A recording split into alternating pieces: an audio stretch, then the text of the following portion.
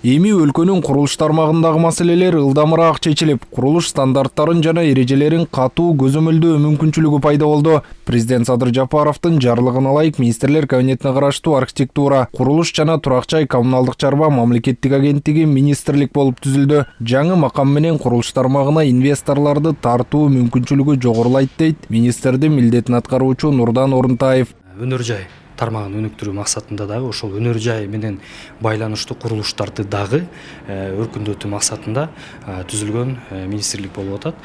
Биз албетте инвесторлордун жана ошондой эле инвестициялык проектлерди дагы алып барууга дагы мындайча айтканда мүмкүнчүлүк ачылууда. Биз албетте бул нерсенин баарын толук ишке алып барууга дайынбыз.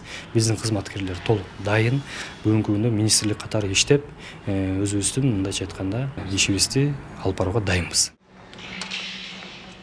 Курулуш экономиканын негизги тармактарынын бири. Былтыр Кыргызстан рекордтук чекке жетип, Евразия биримдигине кирген мамлекеттер арасында көлөмү боюнча лидер аталганга жетишкен. Ошол эле учурда санга эмес, сапатка дагы маани берилүүдө. Тармакты мындан ары дагы өнүктүрүүнүн маанилүүлүгү эске алынып, агенттиктин министрлик кылуу чечими кабыл алынган. Тармактын ардагерлери бул күндү көптөн бери күтүп келгенин айтышат.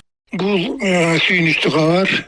Муну биз архитекторлор, курулушчулар, градостроителер көптөн бери күткөнбүз. Негизи курулуш бул экономиканын локомотиви. Ушуну түшүнүп, ошонун ушундай деңгээлге көтөрүп, андан кийин эгерде Минстрой болсо бул кабинет министринин мүчөсү болот, анын тиги башчысы демек кабинет министринин мүчөсү болгондон кийин ушу аткаруу бийлигинин деңгээлинде ошо жакын чечкенге маселени койгонго бүгүнкү ситуацияда мүмкүнчүлүгү ачылып атат.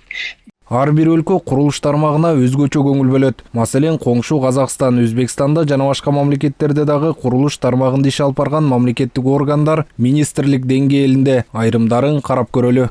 Өзбекстанда курулуш жана турак жай коммуналдык чарба министрлиги, Казакстанда курулуш жана өнөр жай министрлиги, Кытайда турак жай куруу, шаар жана айыл курулуш министрлиги курулуш тармагын тейлейт. Ал эми Россия, Грузия, Афганистан жана Монголияда бул орган курулуш министрлиги деп аталса, Беларусь менен Түркмөнстанда архитектура жана курулуш министрликтери иш алып барат. Көпчүлүк өлкөлөрдө Кыргызстандагы курулуш тармагын тейлеген органды министрлик кылганы жакшы көрүнүш дейт эксперттер. Себеби агенттик болуп турганда башка министрликтер аркылуу иш алып барууга туура келчү. Эми болсо өз алынча чечимдерди кабыл алып, мамлекеттик органдар менен иштөө кыйла жеңилдейт. Мисалы, законодательный функцияны Министерство экономикадан өткөрчү да, азыр болсо баары өзүнүн колунда болуп калат. Абдан мындай сложный, татаал бул нерседе курулуш деген. Строительный материал, наука, инженерная инфраструктура, ошонун баарын азыр менин оюмча эми эффективдүүрөөк иштейт болуш керек. Президент Садыр Жапаров кол койгон тескемеге ылайык Нурдан Орунтаев курулуш, архитектура жана турак жай коммуналдык чарба министринин милдетин аткаруучу болуп дайындалды. Анын талапкерлиги жогорку кеңешке макулдашуу үчүн киргизилет. Автандил Бактыбеков, Руслан Бараненко, ЛТР, Бишкек.